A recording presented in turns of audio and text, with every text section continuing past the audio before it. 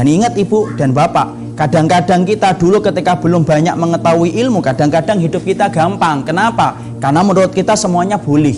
Tapi setelah kita belajar, akhirnya apa? Akhirnya banyak perkara yang dulunya boleh ketika kita masih bodoh menjadi tidak boleh setelah kita mengkaji ilmu. Karena ternyata tidak gampang beriman kepada Allah dan tidak gampang dicintai oleh Allah.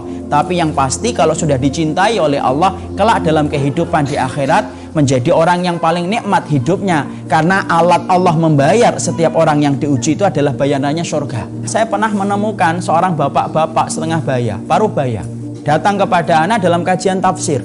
Lalu kemudian beliau itu bercerita tentang orang tuanya. Lalu kemudian menetes air matanya semakin deras dan betul-betul sedih. Lalu kemudian dia menceritakan, bapak saya Ustadz itu terkena penyakit. Ketika didiagnosa di rumah sakit, maka semua hasilnya adalah negatif. Sang dokter pun sempat bingung, ini penyakit apa? Kok dadanya terasa sakit tapi dicek semuanya negatif, tidak ada yang positif dari penyakit itu. Maka kemudian akhirnya sang dokter berkata, ini cuma mungkin pikiran aja, bawa pulang. Ya, karena kita juga harus paham fitnah yang tidak pernah cuti dalam setiap zaman itu apa? Salah satunya fitnah sihir. Karena bisa jadi bapak itu kena sihir. Maka bapak itu punya 3 anak. Maka kemudian yang menjadi jamaah anak itu anak yang ketiga. Beliau cerita, setelah dibawa dari rumah sakit, dibawa pulang, maka kedua kakak saya sepakat untuk membawa bapak saya ke orang pinter supaya kemudian mendapatkan mantra-mantra dan jimat supaya sembuh dari penyakit yang timbul di dadanya. Bapak yang terakhir ini, yang menjadi anaknya bapak tadi yang terakhir ini, kemudian tahu bagaimana hukumnya ketika membawa pasien ke orang pintar, apalagi dengan syarat-syarat yang telah ditetapkan oleh dukun. Maka dia berusaha menyampaikan kepada kedua kakaknya bagaimana supaya bapaknya itu tidak dibawa ke orang pintar, tapi dibawa untuk diruqyah saja. Tapi apalah daya, kedua kakaknya belum pernah kenal ilmu dan tidak pernah datang ke kajian ilmu. Membedakan ruqyah yang syar'i dengan ruqyah yang syirik itu tidak ngerti. Akhirnya dibawalah kemudian dia, orang tuanya itu dibawa ke orang pinter. Dan betul, banyak mantra, banyak jimat yang diminta dan banyak syarat yang kemudian harus dipenuhi.